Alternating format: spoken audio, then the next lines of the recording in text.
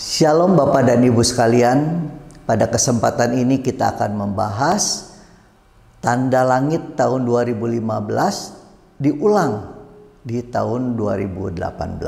Materi ini diambil dari buku Pengangkatan, Penggenapan Tanda Langit, Penggenapan Hari Raya Musim Panas, dan Penggenapan Perumpamaan tentang Akhir Zaman. Bapak Ibu sekalian, seperti telah dibahas sebelumnya, pada saat kedatangan Tuhan Yesus yang pertama, Tuhan memberikan tanda langit berupa bintangnya di timur.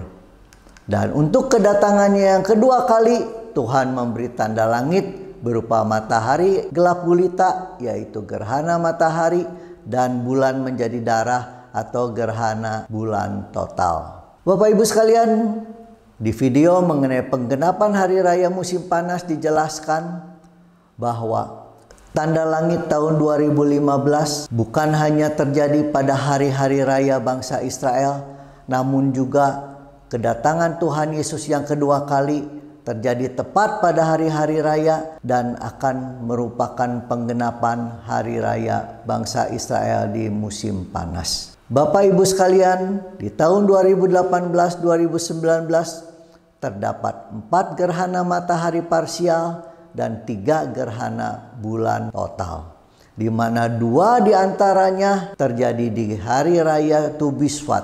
Hari Raya Tu Bisfat adalah salah satu dari 4 tahun baru yang disebut di Mishnah yang jatuh pada tanggal 15 Sefat kalender 1 Nisan. Seperti kita ketahui, saat ini bangsa Yahudi menggunakan kalender 1 Nisan. Dan School of Hillel meyakini bahwa seharusnya yang digunakan adalah yang dimulai dari 15 Sefat. Bangsa Yahudi memiliki 4 kalender. Ada yang dimulai di 1 Nisan, 15 Sefat, 1 Tisri, 1 Elul. Dan kalender 1 Nisan adalah kalender penciptaan langit dan bumi. Bila Bapak Ibu ingin mempelajari lebih mendalam, Bapak Ibu dapat melihat atau masuk ke website torahkalender.com. Sedangkan kalender 15 Sefat adalah kalender yang dimulai ketika bangsa Israel keluar dari Mesir, seperti yang tercatat di kitab Keluaran 12 ayat 1. Berfirmanlah Tuhan kepada Musa dan Harun di tanah Mesir, bulan inilah akan menjadi permulaan segala bulan bagimu, itu akan menjadi bulan pertama bagimu tiap-tiap tahun. Bapak Ibu sekalian, perhitungan hari di kalender Masehi berbeda dengan perhitungan hari di kalender Yahudi. Di kalender Masehi, pergantian hari terjadi pada jam 12 malam, sedangkan di kalender Yahudi, pergantian hari pada saat jam 6 sore, yaitu ketika matahari mulai tenggelam. Sesuai dengan yang tercatat di kitab Kejadian 1 ayat 5, dan Allah menamai terang itu siang dan gelap itu malam, jadilah petang dan jadilah pagi, itulah hari pertama. Bapak Ibu sekalian, seperti telah dijelaskan sebelumnya, kedatangan Tuhan Yesus yang kedua kali akan terjadi di hari-hari raya musim panas, sehingga dengan demikian kedatangan Tuhan Yesus kedua kali akan juga merupakan penggenapan hari raya musim panas. Di tahun 2018, seperti tadi telah dijelaskan, terdapat 4 gerhana matahari parsial dan 3 gerhana bulan total. Menarik sekali Bapak dan Ibu sekalian, bila tanda-tanda langit di 2015 kita sejajarkan dengan tanda-tanda langit 2018, di mana keduanya dimulai dari awal tahun kalender Yahudi, yaitu kalender 1 Nisan dan kalender 15 Sefat, maka gerhana-gerhana tersebut memiliki selisih hari yang sama, namun juga ternyata memiliki arti atau jatuh di hari-hari raya bangsa Yahudi yang sama. Mari kita bahas satu persatu. Selisih hari antara gerhana ini dan ini adalah 15 hari, dan telah dijelaskan sebelumnya, selisih tersebut juga sama antara gerhana ini dan gerhana yang di sini adalah 15 hari atau 14 hari berdasarkan kalender Yahudi. Ya, kita tahu bahwa 14 Nisan adalah Paskah, ya. Dan ternyata Bapak Ibu sekalian, berdasarkan kalender 15 Sefat, 14 hari dari awal tahun pun akan jatuh di hari raya Paskah. Di kitab Imamat 23 ayat 5 dikatakan, dalam bulan yang pertama pada tanggal 14 bulan itu, pada waktu senja ada Paskah bagi Tuhan. Jadi Paskah adalah hari ke-14 dari awal tahun, di mana pada kalender 1 Nisan akan jatuh pada 14 Nisan, sedangkan pada kalender 15 Sefat akan jatuh pada tanggal 28 Sefat. Bapak Ibu sekalian, hari Paskah yang mana sebenarnya yang lebih sah? Apakah hari Paskah berdasarkan kalender 1 Nisan atau hari Paskah berdasarkan kalender 15 Sefat? Menurut saya yang lebih tepat adalah berdasarkan kalender 15 Sefat. Mengapa demikian? Karena hari raya Paskah tidak dimulai ketika penciptaan. Hari raya Paskah baru dimulai ketika bangsa Israel keluar dari tanah Mesir. Dan ketika itu Tuhan memberikan perhitungan atau memberikan kalender yang baru, yaitu kalender 15 Sefat. Karena itu Bapak Ibu sekalian, 14 hari sejak awal tahun 15 Sefat adalah hari raya Paskah. Dengan prinsip yang sama, 177 hari sejak awal tahun 1 Nisan jatuh pada hari raya Serunai, dan demikian juga 177 hari sejak awal tahun 15 Sefat jatuh di hari raya Serunai.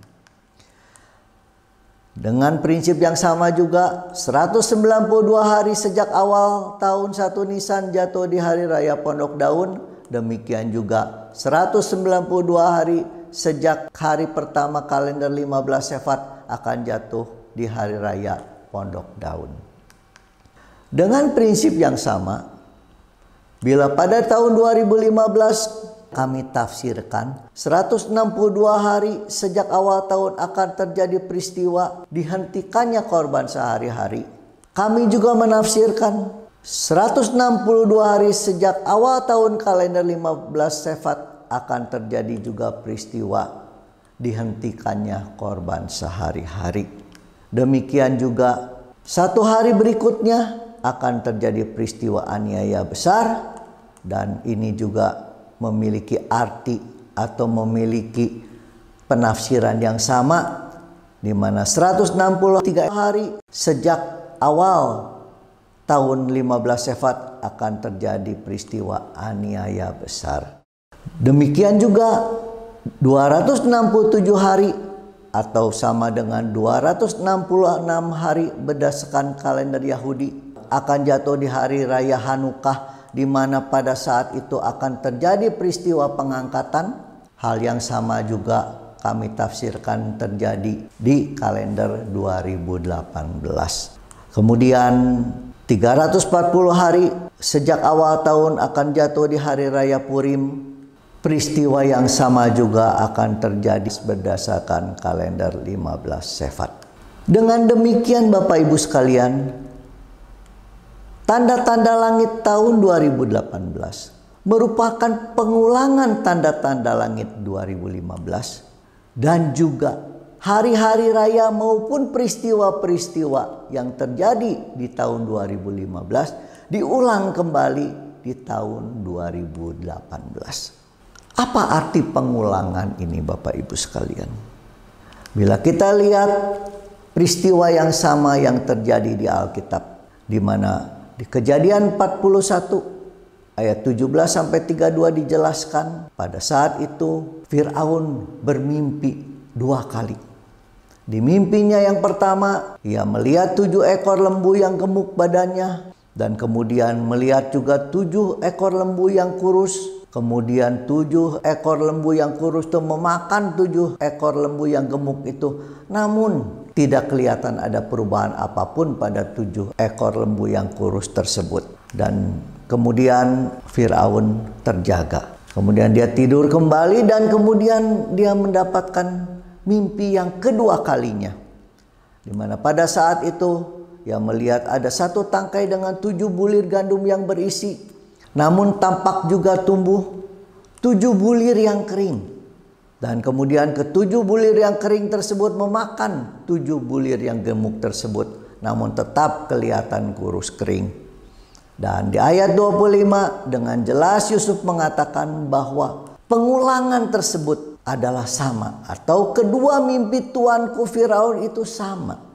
Di mana kedua mimpi tersebut menjelaskan bahwa akan terjadi 7 tahun kelimpahan, namun kemudian juga akan timbul 7 tahun kelaparan. Dan yang paling penting di ayat 32 dikatakan, sampai 2 kali mimpi itu diulang bagi tuanku Firaun, berarti hal itu telah ditetapkan oleh Allah dan Allah akan segera melakukan. Jadi pengulangan sampai 2 kali. Berarti yang pertama adalah hal itu telah ditetapkan oleh Allah. Dan yang kedua adalah Allah akan segera melakukan. Berkaitan dengan tanda langit 2015 yang diulang kembali di tahun 2018. Apa penetapan yang Tuhan lakukan? Allah telah menetapkan bahwa hari raya musim panas akan digenapi saat kedatangan Tuhan Yesus kedua kali. Jadi hari raya musim hujan digenapi pada saat kedatangan Tuhan Yesus yang pertama. Sedangkan hari raya musim panas akan digenapi saat kedatangan Tuhan Yesus kedua kalinya. Selanjutnya Bapak Ibu sekalian, pengulangan itu juga dikatakan bahwa artinya Allah akan segera melakukannya. Kapan yang dimaksudkan segera tersebut? Bapak Ibu sekalian, penjelasan mengenai kapan akan segera dilakukan akan kita bahas di video selanjutnya. Karena itu Bapak Ibu sekalian, kita perlu sadar bahwa kita telah berada di akhir zaman, bahkan di akhir dari akhir zaman. Karena itu mari persiapkan diri menyambut kedatangannya. Amin.